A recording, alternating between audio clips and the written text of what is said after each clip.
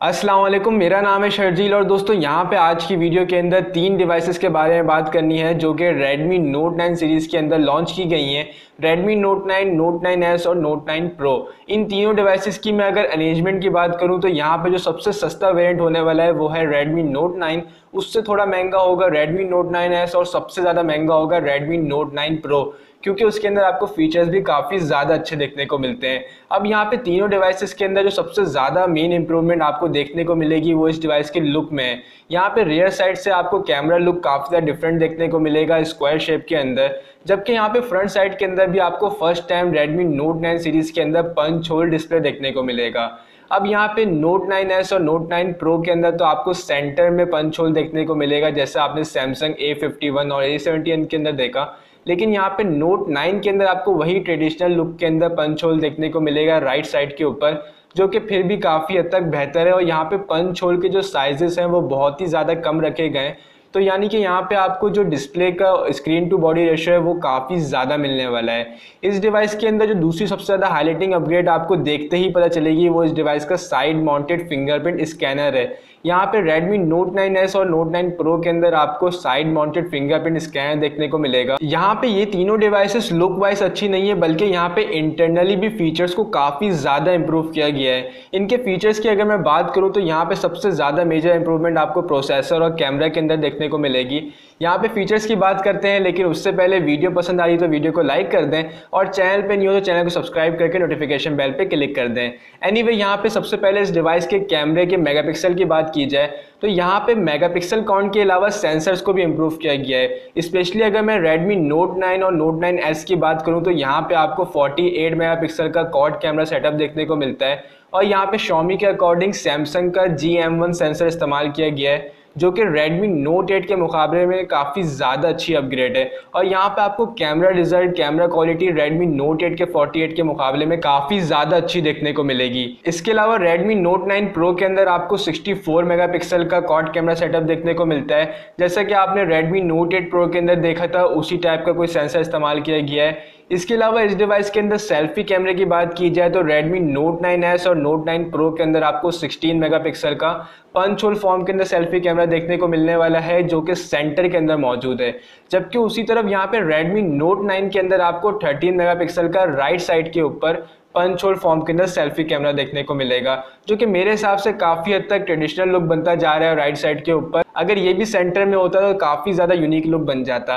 Anyway, इस device के अंदर जो दूसरी सबसे ज़्यादा हाईलाइटिंग अपग्रेड है और जो कि आपको इंप्रेस कर सकती है वो इन तीनों डिवाइसेस की परफॉर्मेंस है। क्योंकि यहाँ पे स्पेशली अगर मैं Redmi Note 9s और Note 9 Pro की बात करूँ तो यहाँ पे जो प्रोसेसर इस्तेमाल किया गया है वो है Snapdragon 720G। ये अब तक का लेटेस्ट प्रोसेसर है और अगर मैं आपको एक क्विक ओवरव्यू दूँ तो ये प्रोसेसर Snapdragon 712 से अच्छा है और Snapdragon 730G के मुकाबले में थोड़ा सा वीक है।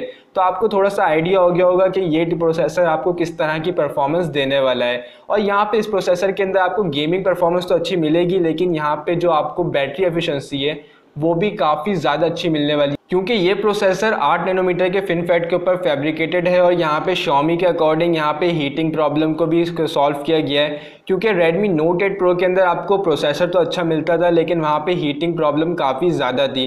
तो यहाँ पे ये तो क्लेम किया जा रहा है कि हीटिंग प्रॉब्लम को काफ़ी हद तक ओवरकम कर दिया गया है। अब इस बात में कितनी ज़्यादा सच्चाई है वो इसकी अनबॉक्सिंग के बाद मैं आपको सही से बता सकूँगा।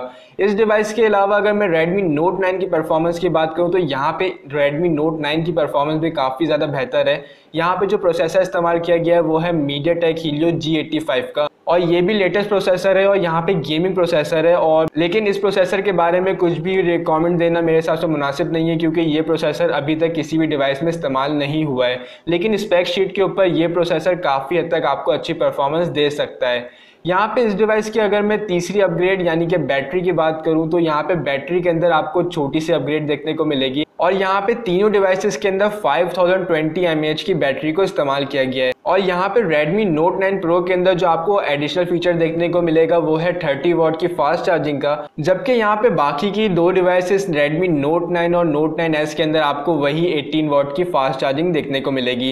18 वॉट आपको Xiaomi की हर डिवाइसेस के अंदर देखने को मिल जाती है, तो इसलिए मेरे हिसाब से कोई इतना ज़्यादा इंप्रेसिव नहीं है, लेकिन 30 वॉट कुछ नेक्स्ट लेवल की होने वाली है। एनीवे यहाँ पे इन तीनों डिवाइसेस की लॉन्च डेट और प्राइसिंग की बात की जाए तो यहाँ पे पहले पाकिस्तान के अंदर एक्सपेक्टेड है कि Redmi Note 9s को लॉन्च किया जाएगा और फिर उसके बाद Note 9 और Note 9 Pro को लॉन्च किया जाएगा। और यहाँ पे एक बात अभी तक कंफर्म है कि ये तीनों डिवाइसेस आपको ईद से पहले पहले पाकिस्तान में देखने को मिल सकती हैं।